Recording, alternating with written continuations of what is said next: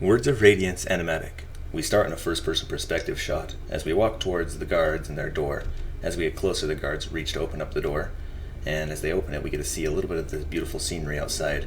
There's a flash of light as we're passing through the threshold, and now we get to see the scenery of the shattered plains over the balcony as we zoom in towards it.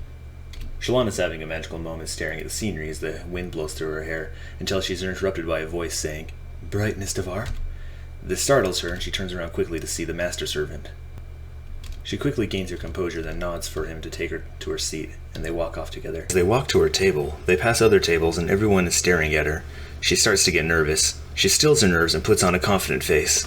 They stop at a secluded table where Adolin is waiting and looking at a folio. He notices them arrive and gets up. Adolin smiles magically. Things start to exaggerate in Shallan's perspective. Shallan is melting, at this moment lost in his smile, until Adolin says, "Brightness," snapping Shallan back to reality. Shallan takes his hand, and Adolin waves away the master servant, and helps Shallan get seated and says, "You're getting settled in Sabariel's camp?"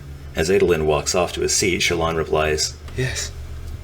Adolin sits down a little too comfortable and says, "It's probably because you're family." At the word family, Shallan puts on a very nervous smile, afraid of what Adolin might suspect, but realizing he couldn't know, she starts to relax, saying, "I think he may surprise you." Adolin, preoccupied with his own thoughts, says, "Oh, he's already done that on several occasions." Shallan worriedly says, "Really? When?" Adolin, amused by whatever it was he was thinking about, continues, "Well, he once produced a very, loud and inappropriate noise at a meeting with the king. I'm not sure. Knowing what I do of Uncle Sabariel, that doesn't seem particularly surprising from him.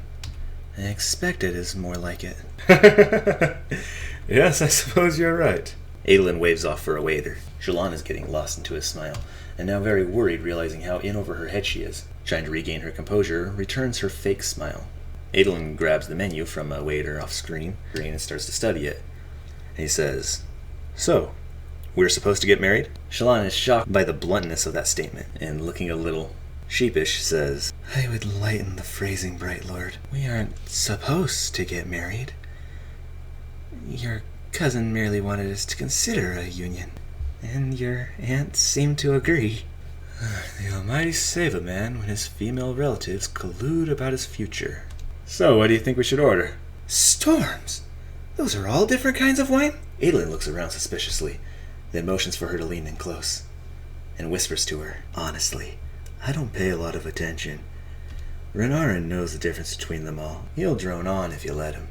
I just order something that sounds important." "But I'm really choosing based on color. We're technically at war. I won't be able to take anything too intoxicating, just in case." Kinda silly, as there won't be any plateau runs today. "Oh, is that our wine?" Adolin returns his smile naturally and reaches for the glass. He looks at it and smells it and gives it a taste, and then smiles and nods to the waitress, taking the jug from her and then watching a little too closely as she leaves. Shallan is not amused by this behavior, and getting frustrated gives him a bit of a look. Adolin doesn't seem to have noticed, and motions for her to lean in close again. She sighs and indulges him. Leaning in close, he whispers, "I know you're supposed to swish the wine about and taste it and things, but nobody has ever explained to me what I'm looking for. Bugs floating in the liquid, perhaps?" "Nah. My new food taster would have spotted one of those." Shallan is shocked, thinking of the food being poisoned. Adolin seems to be drinking it with no problem, though. Shallan looks down at her glass, and finally decides to take a drink. It's good, and she smiles. And then a return of that fake smile as she realizes she still has a very long date ahead of her. And then she asks, "Plateau runs. How do you know when to begin one anyway?" Adolin, who is still sipping his wine, goes, "Oh, we have spotters. Men who stand atop towers with enormous spyglasses. They inspect every plateau we can reach in a reasonable time, watching for a chrysalis." Shallan, trying very hard to look interested, says, "I've heard you've captured your share of those." "Well, I probably shouldn't talk about it. Father doesn't want it to be a competition anymore," but looks at Shallan a little expectantly. Shallan, who didn't understand that glance at first, is still waiting. Then, realizing her mistake, quickly tries to regain her composure and asks, "But surely you can talk about what happened before?" Adolin jumps into the story a little too suddenly. "Well, I suppose. There was one run a few months back, where I seized the chrysalis basically by myself. You see, Father and I, we would usually jump the chasm first and clear the way for the bridges." We fade into a flashback. Shallan's voice says. Wasn't that dangerous? As Dalinar, Adolin's father, walks from behind him into frame. And the two run off together as Adolin continues. Here at the edge of the plateau, Adolin takes a mighty leap, shattering pieces of the ground beneath him. He and his father fly through the air at great speed, the symbol of Kholin flapping on the back of his cape as he falls into the next plateau. Adolin lands with a crash, his cape billowing dramatically as he reaches his hand out, summoning his blade. He starts to rise as his blade is starting to coalesce, his father landing beside him. Adolin is now standing heroically, his blade formed in his hand. And he poses with it dramatically as the sun beams behind him. His Parshendi enemies stare with horror as he lands, then anger as they charge forth. We have strength and power, granted to us by the Almighty, and it is our duty to use it for the protection of our men. We save hundreds of lives by going across first. Let's us lead the army firsthand. Shallan is listening to the story with a bored expression. Then, realizing that Adolin is waiting for some sort of response from her, tries to look more intrigued as she says, So brave. Adolin, looking a little too pleased with himself, says, Well, it's the right thing to do. But it is dangerous. Back into the flashback, Adolin is fighting a Parshendi warrior in the foreground as Dalinar is slaying one in the background, an army separating them. That day I leaped across, but my father and I got pushed too far apart by the Parshendi. He was forced to jump back across, and a blow to his leg meant that when he landed his greave... Back to Adolin, as he says, That's a piece of the armor on the leg. Shallan stares boredly as she clearly understands what a greave is. As Dalinar lands, cracks rising through his greave. Cracked. That made it dangerous for him to jump back again. I was left alone, while he waited for the bridges to lock down. What if you need a poop? Well, I put my back to the chasm and laid about me with my sword, intending to... Huh?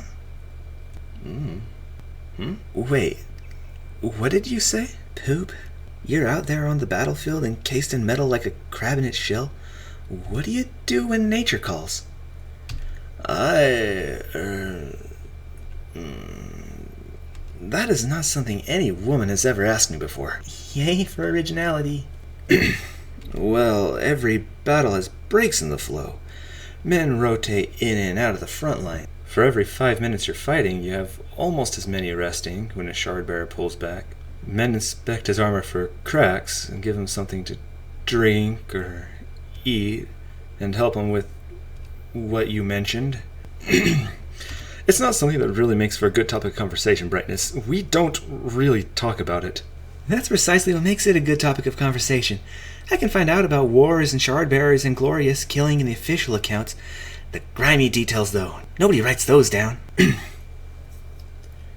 Well, it does get grimy. You can't really... I can't believe I'm saying this. You can't really wipe yourself in shard plate, so someone has to do it for you. It makes me feel like an infant. Then sometimes you just don't have time. And? Well, if you must know, an old adage on the battlefield teaches that it's better to be embarrassed than dead. You can't let anything draw your attention from fighting. So yes, I, Adolin Kholin, cousin to the king, heir to the Kholinar princedom, have shat myself in my shard plate 3 times, all on purpose. I must remind you, you are the one who opened our conversation today with a joke about Sabarial's flatulence. I guess I did at that. This is not exactly how this is supposed to go. Is that a bad thing? No! Actually, it's kind of refreshing. Do you know how many times I've told that story about the plateau run? I'm sure you were quite brave. Quite. Though probably not as brave as those poor men who have to clean your armor.